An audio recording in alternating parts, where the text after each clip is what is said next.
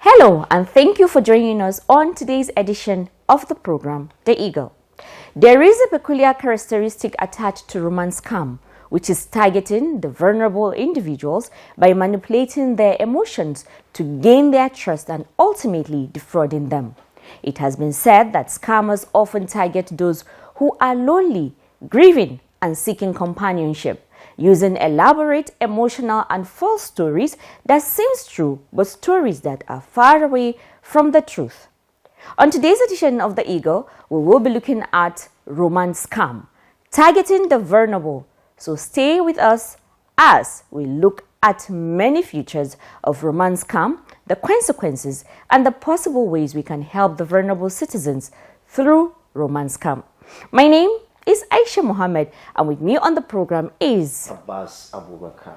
So stay with us as we explore today's topic on romance scam and inform you on other activities of the EFCC in its efforts to educate Nigerians on the dangers of corruption, economic and financial crimes. The Executive Chairman of the Economic and Financial Crimes Commission, EFCC, Ola Olukoyede, has charged the Executive Director of Southeast Development Commission, SEDC, Mark Okoye, to bring the Southeast region to limelight by prioritizing the development of the region through maximizing the potentials of its market economy while delivering on his mandate to the people.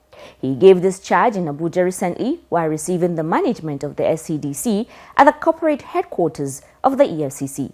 Our reporter has the details. In his remarks, the EFCC boss assured the SCDC's delegation of the Commission's support and collaboration to ensure that it succeeds. He added that he would help the agency with a template of the EFCC's fraud risk assessment to guide its operation.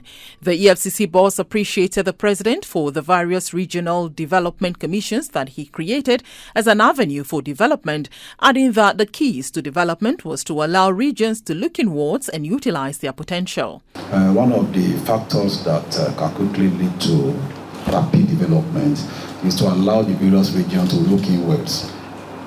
Not to just always rely on the federal government, to look inwards so that can also facilitate and stimulate their own development. I think that was what initially worked for both Southeast and also Southwest.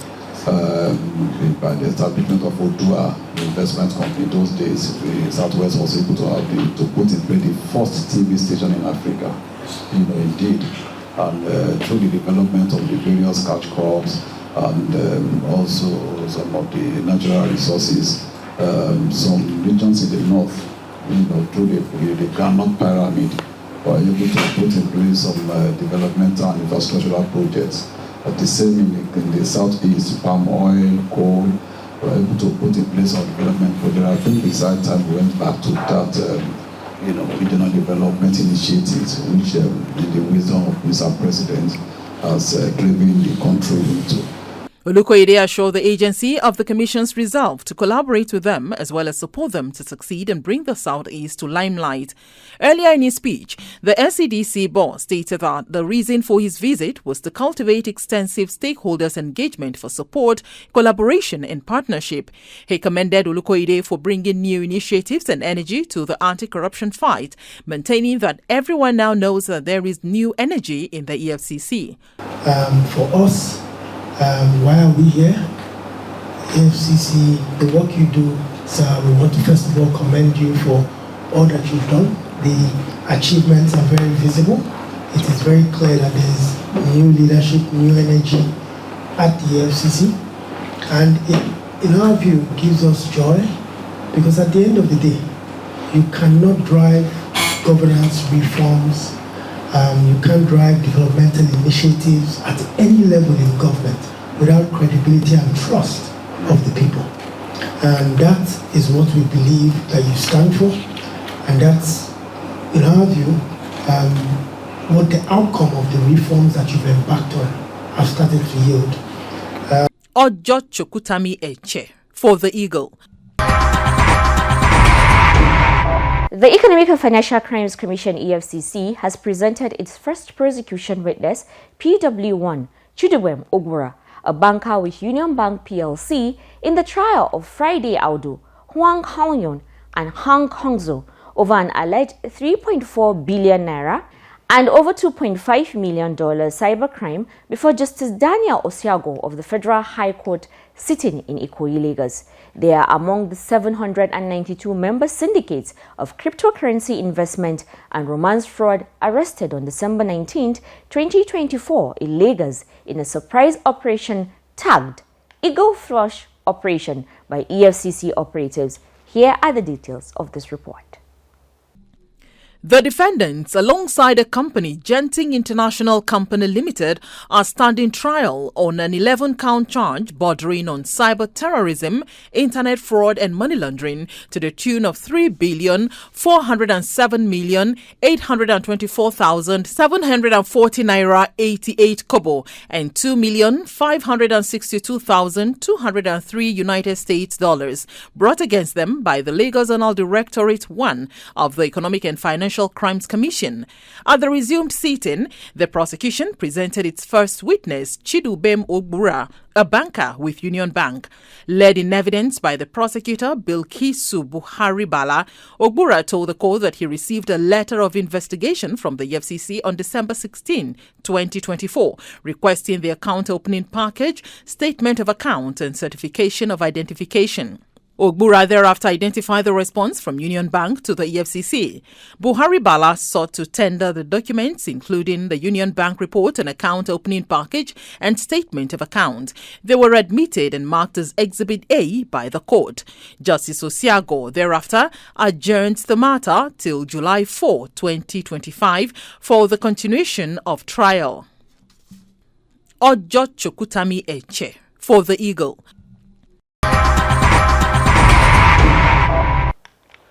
According to the Federal Bureau of Investigation, FBI, in romance scam, a criminal uses a fake online identity to gain a victim's affection and trust. The scammer then uses the illusion of a romantic or close relationship to manipulate or steal from the victim. The scammer then tries to establish a relationship as quickly as possible to endear himself to the victim, gain trust, and may even propose marriage or make plans to meet the victim in person. So how do you protect yourself from the scammers? What are the other characteristics and signs that you might be wary of in your interaction on social media, and what are some of the preventive and enforcement mechanisms EFCC is exploring to educate the populace on the dangers of romance scam and other forms of economic and financial crimes, as well as holding perpetrators accountable? This and other questions are to be answered by our guest as we join on the interview section. Thank you for staying, and you're welcome to the interview segment. My name is Mardia Umar. Now, with the rise of dating sites and social media platforms, romance scam and online type of fraud has become increasingly prevalent, which ultimate aim is stealing money to personal information. Today in the interview segment, we will be discussing romance scam, targeting the vulnerable. I have with me CSE Muhammad Sambo of the Advanced Fee Fraud section of the EFCC. You're welcome to the program. Thank you, Mardia. Romance scam is a very big issue, not just in Nigeria, but globally. And Nigeria has been seen as one of the hotbeds. What exactly is romance scam? Okay, romance scam or online scam or online dating scam or love scam, as the name implies, is a form of cybercrime that criminals usually create fake online identities in order to gain the trust and affection of their victims. This usually happens by going to social media or online dating applications that are very many now on the internet. Due to the advent of the internet and the fact that social interactions has more or less become more prevalent online, and the online dating has become so popular, criminals are using that advantage to create fake identities to gain the trust and affection of their victims. These criminals has different motives. Some they do it in order to obtain money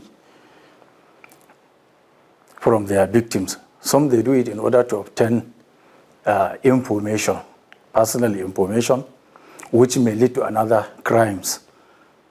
This crime can be either luring them into what is called fake investment scams or sextortion, where they blackmail their victims with their pictures and other things. Now let's talk about what makes people gullible or susceptible to these online users or romance scammers. Well, there are a lot of factors that make people vulnerable to such scams online, more especially the old and the lonely women, widowers, and the single mothers. Due to the kind of society we are living in, most of these kind of women, they live alone and they don't have any other thing. They now have to relate through online means. So they resort to dating application or all these online dating sites where they get mates to chat with. And then secondly, the vulnerable also are some of the gullible, because these criminals, online scammers, they use financial inducement and other sweet stories to lure their victims into believing them. The EFCC has done a lot with clamping down on romance scammers, but there are different statistics that shows that this is on the rise. Why is that?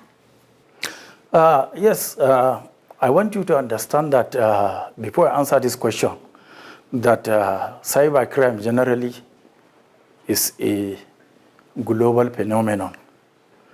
It's a transborder crime. It has no boundaries because all these things are committed online on the cyberspace. So yes, to your question, there has been increase in the romance scam. Both our local data and the global statistic has shown that there is an increase in the romance scam. However, it is noteworthy about that you need to understand that this is not as a result of not the law enforcement doing the right thing or doing their best.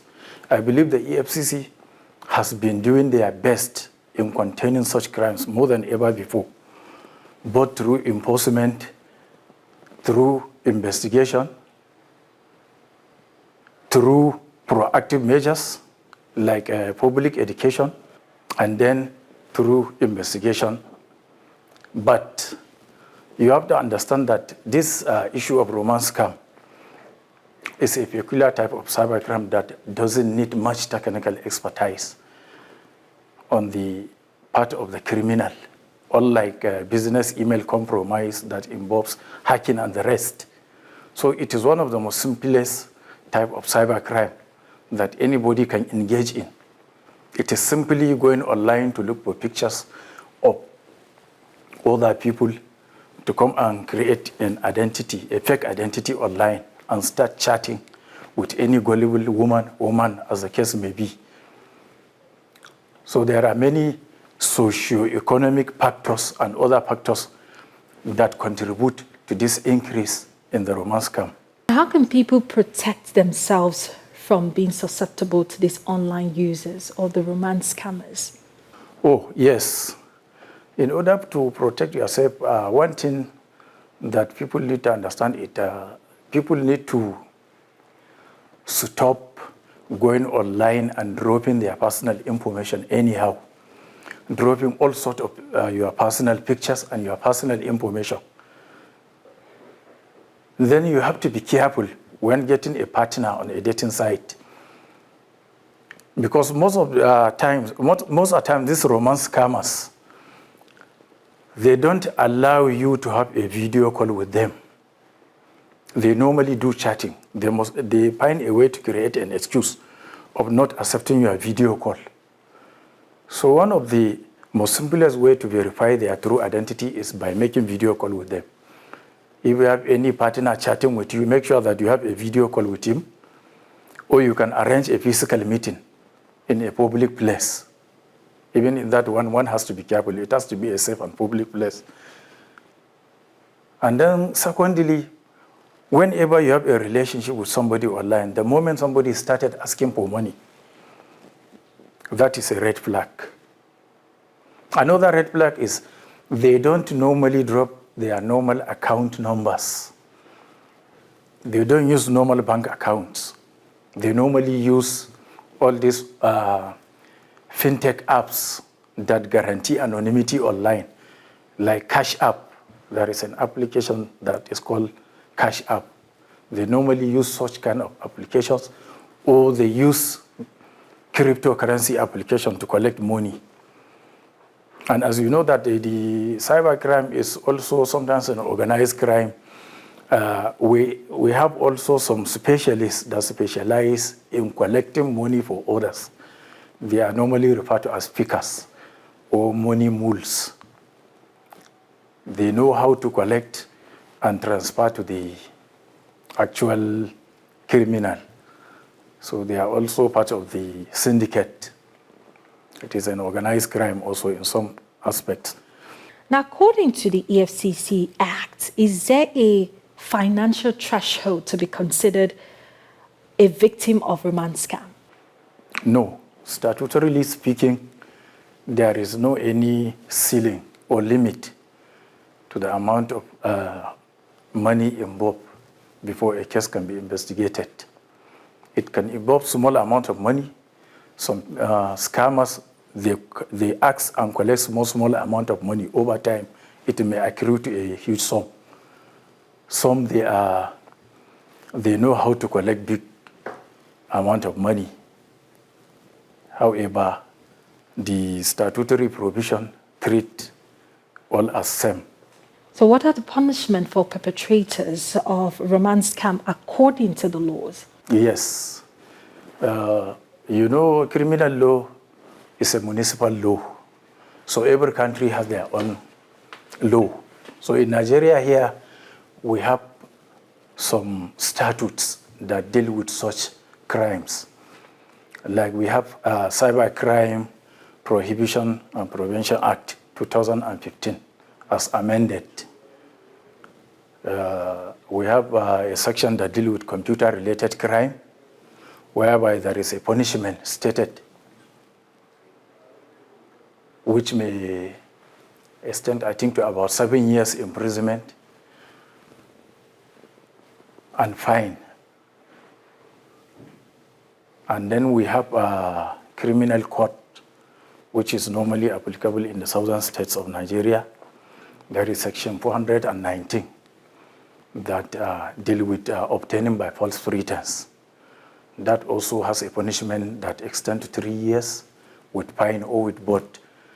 And then if the money has reached a certain amount, the punishment can be increased to 7 years imprisonment with an option of fine or with both. We have also penal court, which is also applicable mostly in the northern state of Nigeria. We have section 320 to section 324, which normally deals with cheating by personation. The punishment there stated an imprisonment for up to 3 years with an option of fine or with both. Also, there are some provisions in the Money Laundering Act. There is also some provision in the Administration of Criminal Justice Act, like Section 270 of the Criminal Justice Administration Act 2015, that provided also for plea bargain agreement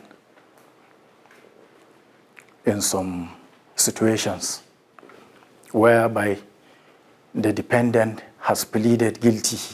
So in all of these laws, are there some sort of exceptions or excuses, like I'm ignorant, I don't have a job, or it's the work of the devil when we're dealing with issues of romance scam? Yes.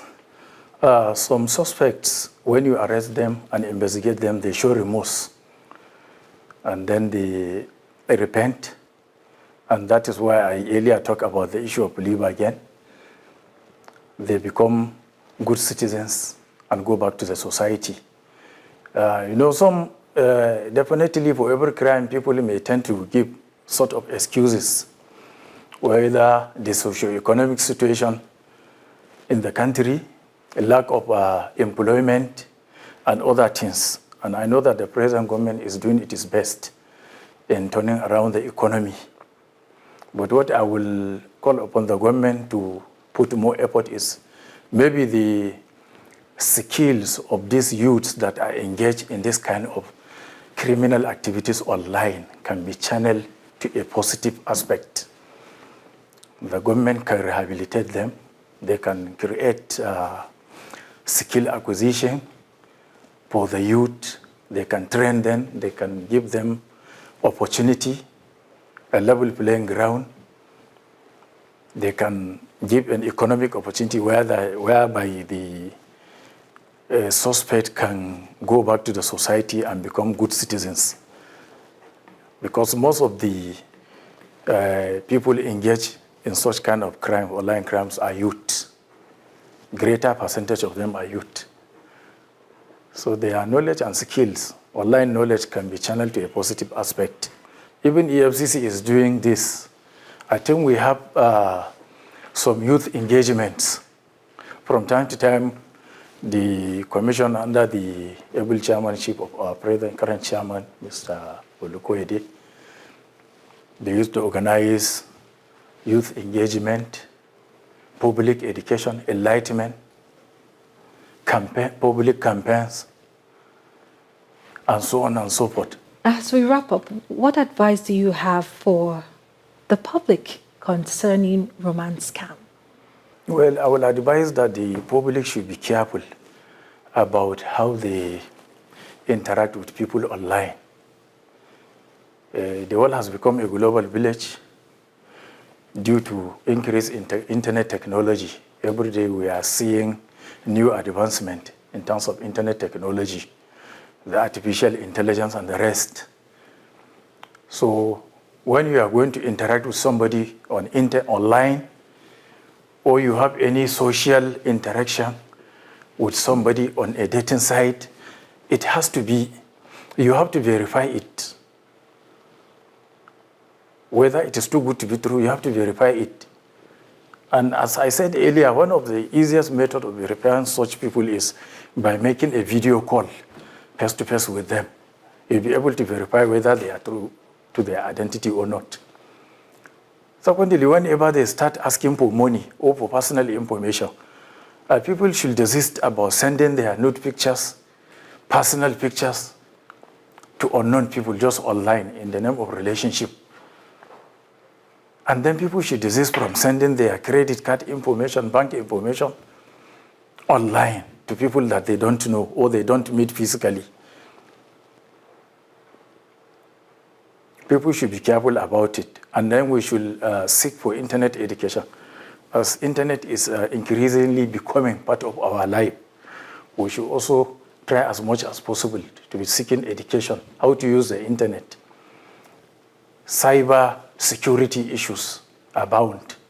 So we need to educate ourselves about how we are going about in our day-to-day interaction with the internet. As we wrap up the interview segment, note that romance scams are a disturbing form of emotional and financial exploitation. By understanding how these scams work and staying vigilant, we can protect ourselves and help safeguard vulnerable individuals from becoming victims. And that's it on the interview segment today. My name is Mardia Umar. Thank you, and it's back to the studio.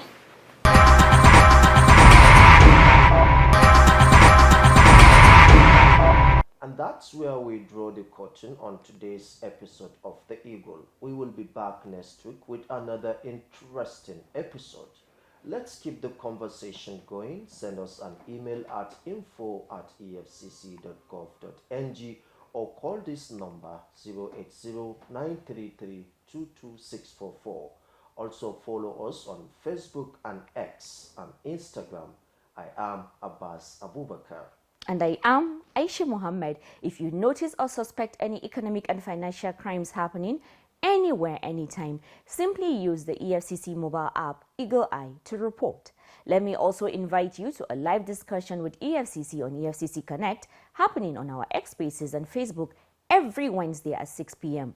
Do you have burning questions to ask EFCC? EFCC Connect is the right platform to do so. And also listen to EFCC Radio 97.3 FM, the voices against economic and financial crimes. Goodbye. God bless Nigeria. Be kind to yourself and to others around you. And do enjoy the rest of the day.